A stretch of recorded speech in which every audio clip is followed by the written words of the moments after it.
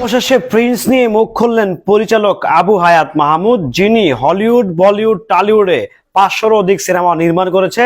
বাংলাদেশে প্রথমবারের মতো প্রিন্স নির্মাণ করে হইচই ফেলে দিয়েছে। ভক্তরা কিংবা সাংবাদিকরা প্রশ্ন করেছে, সাকিবিয়ানরা তো হতাশ, আপনি কি বলবেন এই বিষয় নিয়ে? উনি বলতেছে কিসের হতাশ, কিসের হতাশ। যখন প্রশ্ন করা হলো সিঙ্গেল স্ক্রিনে সিনেমাটা চলেনি কেন ঈদের দিন, তখন উনি সার্ভার জটিলতা দেখিয়েছে। নঞ্জু ভাই আপনাকে বলছি, আবু হায়াত মাহমুদ ভাই, কথাবার্তা যখন বলেন তখন লেস পেস বজায় বলেন। সিঙ্গেল স্ক্রিনের সার্ভার জনিত সমস্যা, সার্ভার আপডেট হয়েছে, সেটা কি আপনাদের দেমাকে ছিল না? সেটা কি আপনাদের দেমাকে কিংবা আপনাদের মাইন্ডে ছিল না? ছিল কিনা? আপনারা মোটামুটি 10 লাখ সাকিবিয়ানদেরকে ঈদের দিন থেকেই বঞ্চিত করে ফেলছেন। হ্যালো এভরিওয়ান, আসসালামু আলাইকুম। শিমুল আছে আপনাদের সঙ্গে। প্রিন্সের নির্মাতা আবু হায়াত মাহমুদ। আমি এখানে প্রযোজকের কোনো দোষ দিচ্ছি না ভাই, আমি দোষ দেখছি না। উনি মহিলা মানুষ, অত্যন্ত ভদ্র মানুষ, আপু অত্যন্ত ভালো মানুষ, বাট এখানে নির্মাতার অনেক বেশি খামখেয়ালি আছে, এটা আমার কাছে মনে হচ্ছে। দেখেন, নির্মাতার কাজ কিন্তু ডিস্ট্রিবিউশনের না, এটা আমি আবার ক্লিয়ার করে দিচ্ছি। বাট ওনাকে যখন প্রশ্ন করা হলো ভক্তরা তো সিঙ্গেল স্ক্রিন সিনেমা থেকে হতাশ, উনি সিনেপ্লেক্সকে সাজেস্ট করলো। ভাইরে, সবার তো সিনেপ্লেক্সে গিয়ে সিনেমা দেখার সাধ্য নাই রে ভাই। আমি অনেক কিছু বলতে মন যেতেছে আপনার, বাট বলতে পারতেছি না।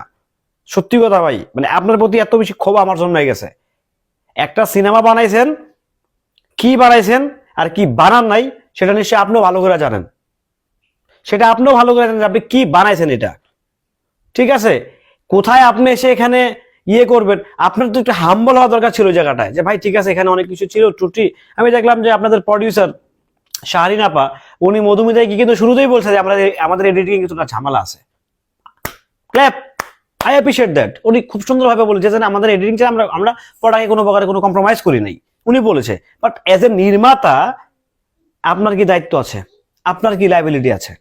আপনার কি রেসপন্সিবিলিটি আছে সিনেমাটার প্রতি? ডেফিনেটলি, যেহেতু ক্যাপ্টেনটা শিফট, আপনি জাহাজটাকে রান করেছেন, আপনি জাহাজটা কোন পথে লয়ে গেছেন সেটা নিশ্চয়ই আপনি খুব ভালো করে জানেন। আপনার প্রথম সিনেমা হিসাবে, প্রথম নির্মাতা হিসাবে যে বাজিমাতটা আপনার করা উচিত ছিল তরুণ ডিরেক্টর হিসাবে, সেটা আপনি তার ধারের কাছে যেতে পারেন নাই। তার ধারের কাছে তো যাইতে পারেন নাই, বরঞ্চ লেজের উপরে বাঁকায় ফেলাইছেন। প্রথম নির্মাতা হিসাবে রায়হান রাফি বনামন 2 জাস্ট কাঁপায় দিছে, মানে কাঁপায় দিছে, অন্য লেভেলে খেলছে। সে শাকিব খানকে নিয়ে বানাইছে তুফান, জাস্ট ইন্ডাস্ট্রিকে নাড়িয়ে দিয়েছে। বানিয়েছে তাণ্ডব, জাস্ট খেলে দিছে। আবার আসি মেহেদী হাসান হৃদয় ভাইয়ের কাছে, শাকিব খানকে নিয়ে এক সিনেমা বানায়া বরবাদ, রীতিমতো বাংলা চলচ্চিত্রের অস্তিত্ব কিসে নাড়ায় দিছে। সে দ্বিতীয়বারের মতো সিনেমা বানিয়েছে রাক্ষস, শাকিব খানের বাইরে এসে সফল। এগুলো হচ্ছে ক্রিয়েটিভিটি। নিজস্ব ক্রিয়েটিভিটি নাই, নিজস্ব কোনো ক্রিয়েটিভিটি আপনার আছে? কি বলবো আপনাকে নিয়ে ভাই, মানে আপনাকে অনেক কিছু বলতে চাই ভাই, বিশ্বাস করেন। মানে এত বেশি ক্ষোভ জমে আছে না, ক্ষোভ আর ভিতর থেকে বেরোচ্ছেন আপনাকে নিয়ে। কোথায় আপনাকে নিয়ে প্রশংসা করব ভাই, এটা কি বানাইছেন, উল্টা আপনাকে নিয়ে সমালোচনা করতে হচ্ছে। আপনি বললেন যে ফেসবুকে প্রপাগান্ডা চলছে। আচ্ছা, যারা প্রপাগান্ডা চালাচ্ছে, যারা প্রপাগান্ডা করছে, তাদের কি খাইয়া দেয় কোনো কাজ নাই?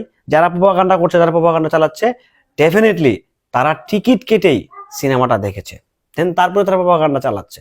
সো কথাবার্তা বলার আগে হুশ করে বলেন। এমনি সাকিবিয়ান আপনারা খুঁজে পাইছে। সো সিঙ্গেল স্ক্রিনে আপনারা যায় না, আল্লাহর হস্তে। ভালো থাকবেন, সুস্থ থাকবেন।